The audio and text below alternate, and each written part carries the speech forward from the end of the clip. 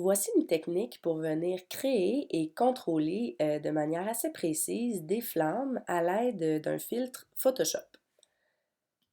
Alors, commençons. Je vais déjà vous présenter qu'est-ce qu'on va faire dans ce tutoriel. Donc, on va commencer par venir créer des flammes. Donc, j'ai mis deux différents types de flammes, un par-dessus l'autre.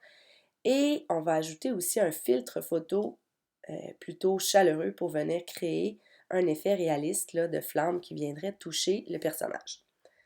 Fermons la démonstration et allons à l'image de base. Premièrement, c'est bon de savoir que le filtre de flamme, dans ce cas-là, ne fonctionnera pas avec les objets dynamiques. Pour travailler d'une belle façon, la première chose à faire, c'est se créer un calque transparent qu'on peut nommer flamme. Disons flamme 1 parce qu'on va en mettre plus qu'une. Pour que les flammes fonctionnent, ce qu'on doit faire, c'est venir utiliser la plume. Donc, se créer un tracé qui va, dans le fond, qui va définir la forme de notre flamme. Moi, je vais décider que ma flamme fait le tour de ma guitare. Alors, je crée mon tracé qui peut être plus ou moins précis, dépendamment là, du type de flamme et de la grosseur de flamme. Ça va venir cacher quand même la forme de mon tracé. Je peux venir l'ajuster à mon goût. Je pourrais sauvegarder mon tracé, si je veux, dans l'onglet tracé, mémoriser le tracé. Si je veux pouvoir l'utiliser plusieurs fois sans le perdre, je peux venir le sauvegarder, voilà. Alors, j'ai mon tracé, j'ai mon calque transparent, bien, mon nouveau calque en fait. Donc, je peux venir utiliser dans les filtres, rendu, flamme. Il y a différentes options qui se trouvent ici. Il y a les paramètres de base et les paramètres avancés. On va jouer un peu avec les deux.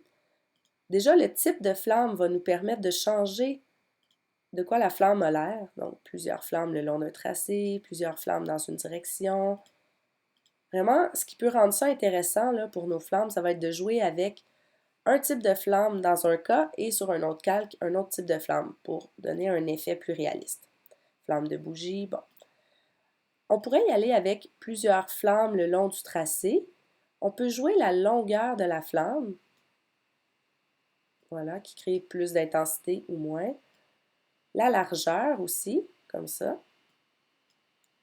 Ce qui va rendre ça plus réaliste, des fois, c'est l'intervalle. Donc, à quelle distance ils vont être l'un de l'autre. Là, plusieurs flammes le long d'un tracé, finalement, ne me plaît pas beaucoup. On va aller vers plusieurs flammes dans une direction. Déjà, c'est un petit peu plus ce que je souhaite. Longueur aléatoire, ça va être intéressant aussi parce que ce ne sera pas toujours exactement la même longueur. L'intervalle, bon, on peut l'éloigner un petit peu. Dans ce cas-là, ils vont tous dans la même direction. Je pourrais aller dans les paramètres avancés dans ce cas-là. La turbulence, vous allez voir, ça va changer un petit peu l'angle des flammes. Ça va dans différents sens. Pointe, allez, ça vient changer la forme de la pointe. L'opacité, ça peut être important. Jouer moins intense, l'opacité. La complexité de la ligne de flamme. Voilà, déjà on commence là, à avoir un feu qui est plus intéressant. L'alignement inférieur des flammes. Donc, est-ce qu'ils commencent tous au même endroit ou bien s'il y en a qui commencent plus ou moins haut? Alors, le style de flamme aussi violent, plat, ça c'est à tester selon vos effets. Ça change le look de la flamme, je peux le laisser à normal. Et même chose, la forme de la flamme, donc ça vous pourrez tester, ça change légèrement de quoi la flamme a l'air. Peut-être je vais mettre un petit peu plus intense mes flammes, plus larges et plus longues pour qu'on voit bien qu'est-ce qui se passe. Voilà. Une fois que ça me plaît, je peux appuyer OK et voir déjà mon premier effet. Oups, pardon. Donc oui, ça crée déjà quelque chose d'intéressant. Comme je vous disais tantôt, on peut venir se créer une deuxième flamme. Question de créer un autre effet de flamme qui va rendre ça plus réaliste. Retournons là. J'ai encore mon tracé de sélectionné. Donc, filtre, rendu, flamme.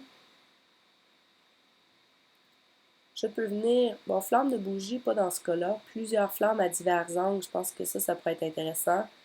Plus longue. Je mettrais des intervalles plus grands. L'intervalle, c'est vraiment, il y a des petits trous qui se créent. Peut-être, en ce cas-là, il serait juste des petites flammes plus longues et moins larges. Voilà. Et je viendrai jouer dans les paramètres encore une fois. Est-ce que je veux moins de turbulence? Non, dans mon cas, j'aimerais plus de turbulence. Les effets de pointe. Bon, allons-y comme ça. Encore une fois, vous pouvez modifier ça à votre goût. Forme aléatoire, c'est justement là, ça joue ça à leur goût. Peut-être dans ce cas-là, forme aléatoire, ça ne me déplaît pas. Allons-y comme ça. Et ma flamme 2 est venue s'ajouter. On peut regarder une et l'autre, voir qu'est-ce qu'il y a d'intéressant.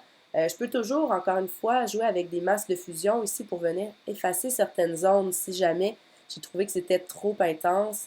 Je peux venir enlever un petit peu de flamme par-ci par-là dans certaines flammes pour que ça ait l'air plus intéressant. Une fois que ça c'est fait, on peut aller voir, déjà on pourrait supprimer le tracé qui est là parce que c'est un peu agaçant pour la prévisualisation. On pourrait venir ajouter par-dessus l'arrière-plan un calque de réglage. Ça pourrait être différents calques. Filtre photo fait un bon travail parce qu'il y a un filtre qui est un filtre réchauffant, entre autres. On peut venir jouer comme ça l'intensité. Là, il y a quelque chose qui n'a pas eu lieu. Là. Attendez.